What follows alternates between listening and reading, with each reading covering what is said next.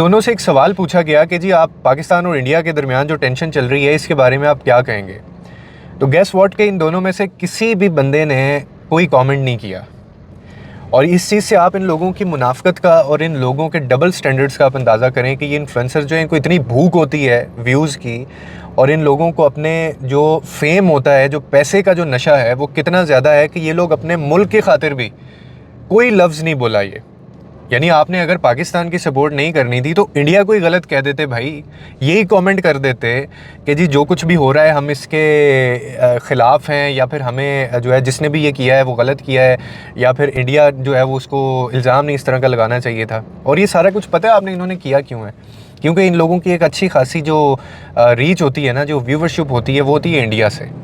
अब सारा पैसा, अभी मैंने कल एक वीडियो डाली थी जिसमें मैंने आपको एक चीज़ समझाने की कोशिश की कि इंडिया ने क्यों पाकिस्तानी ड्रामास को बंद किया है। वो इसलिए किया है कि वो बहुत अच्छा खासा रेवेन्यू, अरबों रुपए कमा रहे हैं, करोड़ों रुपए कमा रहे हैं इंडियन जो फैंस हैं उनसे। क्योंकि पाकिस्तान से भी ज़्यादा जो ड्रामे हैं वो पसंद किए जाते हैं इंडिया के अंदर। और अभी ये जितने भी इन्फ्लुएंसर्स हैं, जिसमें ये डकी भाई और ये जन्नत मिर्ज़ा हैं, तो एटलीस्ट इनको कोई ऐसा लफ्ज़ बोलना चाहिए था, इनके मुंह से ऐसा निकलना चाहिए था। लेकिन इन्होंने भी वही किया जो बाकी लोग कर रहे हैं कि वो इंडिया के ख़िलाफ़ बात नहीं कर रहे हैं। आप लोगों से अच्छे तो जो इंडिया के जो एक्टर्स हैं ना, जो उनकी बॉलीवुड इंडस्ट्री है वो ज़्यादा अच्छी है भाई। वो खुल के सामने तो आ रहे हैं, वो अपने मुल्क का दिफा तो कर रहे हैं, वो डिफेंड तो करते हैं। मतलब ये क्या बात होती है कि आपसे सवाल पूछा गया और आप आगे से कह रहे नहीं, इस पर कोई कमेंट नहीं करना है, इस पर कोई बात नहीं करनी है। आप उनकी देखें, वहाँ पे आपके सामने क्लिप्स आ रहे होंगे। और ये किस वजह से है कि सिर्फ इनके फैंस नाराज़ ना हो जाएं, इंडिया से जो इनको व्यूवरशिप मिलती है वो इनकी ख़राब ना हो जाए, और वो इनको अनसब्सक्राइब ना कर दें, या इनका जो वहाँ से रेवेन्यू आता है वो ख़त्म ना हो जाए, सिर्फ पैसे की खातिर है, फेम की खातिर है। अरे यार, मैं तो कहता हूँ लानत है ऐसे फेम के ऊपर, लानत है ऐसे पैसे के ऊपर जो आपको किसी का सगा नहीं बनाता।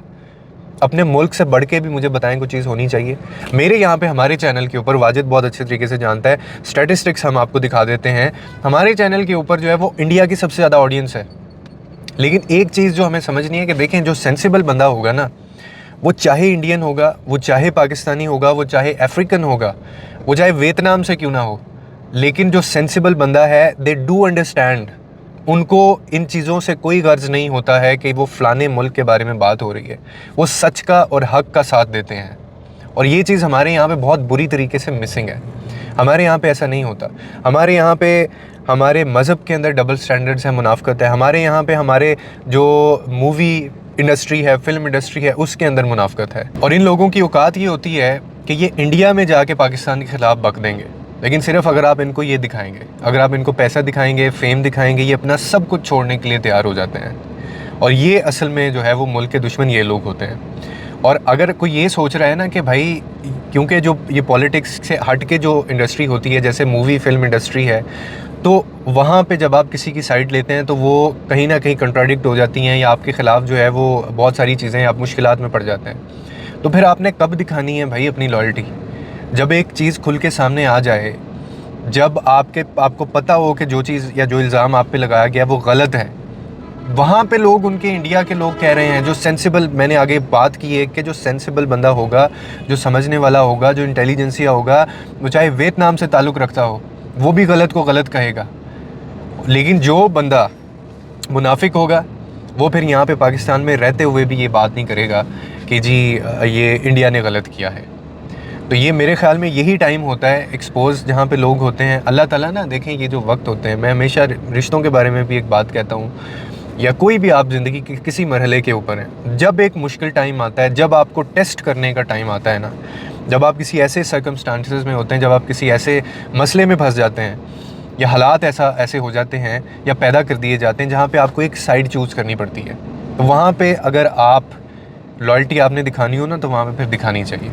वरना आम रूटीन में कैसे पता चलेगा कि कौन आपका अपना है, कौन आपका गैर है? आम रूटीन में तो पता ही नहीं चलता। मुश्किल वक्त में पता चलता है ना कि कौन आपका सगा है, कौन आपके साथ था, कौन आपके साथ नहीं था। तो ये टाइम है।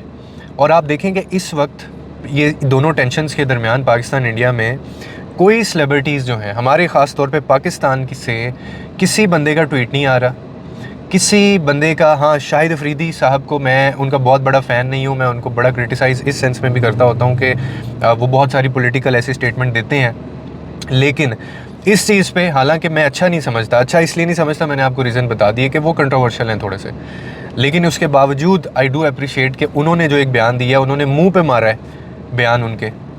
आपको किसी क्रिकेट फ़ैन की तरफ से वो एक शायद प्लेयर है जिसने उनका जवाब दिया होगा, और मिर्चें लग गई थी जो इंडियन भारत मीडिया था, उन्होंने उसको शाहिद अफरीदी को पता नहीं क्या बना दिया था। तो जब when it comes to sacrifice ना, तो फिर आपको करना पड़ता है, और आपके पैसे तो जा नहीं रहे, आपसे जान थोड़ी मांग रहे थे वो जो जिन्होंने आपसे सवाल किया था।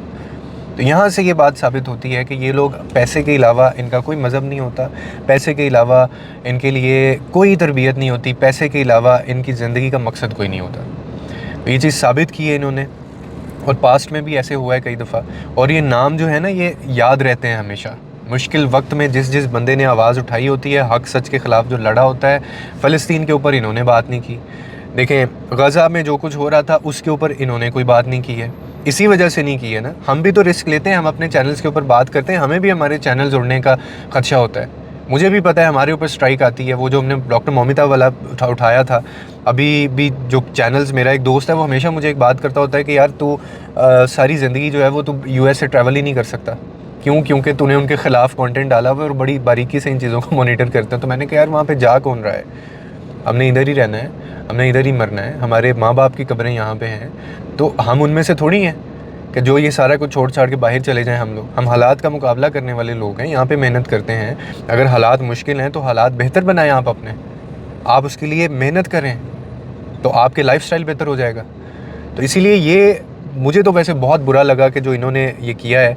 तो ऑनेस्टली स्पीकिंग मुझे तो बहुत बुरा लगा है जी कि इन्होंने जो ये किया है। At least they should have commented on something, कि कोई ऐसी चलो बात नहीं आप लोगों ने खुल के करनी थी यार, पाकिस्तान के हक़ में को बात कर देते, या आप इनडायरेक्टली ऐसी कोई बात कह देते कि जो लोग अब आपके ऊपर लान तान कर रहे हैं वो ये तो ना करते। मतलब एक बंदे की क्या ज़िंदगी है जो हक सच के ख़िलाफ़ बात ही, उसके हक़ में बात ही नहीं कर सकता। एक बंदे की क्या ज़िंदगी है जिसके नज़दीक वैल्यूज़ नाम की कोई चीज़ ही नहीं है। उसका मकसद सिर्फ़ पैसा कमाना है, ज़िंदगी में फ़ेम हासिल करना है, बस हराम कमाना है। So all they are doing is making money money money money money. पैसे के अलावा इनकी ज़िंदगी में और कोई काम ही नहीं है। मतलब इन लोगों का मुझे समझ नहीं आती है कि ये आगे जाके या ये अपनी नस्लों को क्या लेगेसी दे रहे हैं, इनके बच्चे क्या करेंगे, वो क्या सीखेंगे। ये ऐसी मतलब एक ऐसे उसके अंदर सीरीज़ें चलाते जा रहे हैं कि ये आने वाली जो इनकी नस्लें हैं वो भी यही काम करती रहेंगी। आपका क्या इसके ऊपर पॉइंट ऑफ व्यू है, लास्ट में कमेंट सेक्शन के अंदर बताइएगा। लोगों के लिए आसानियाँ पैदा करें, रब आपके लिए आसानियाँ पैदा करेगा।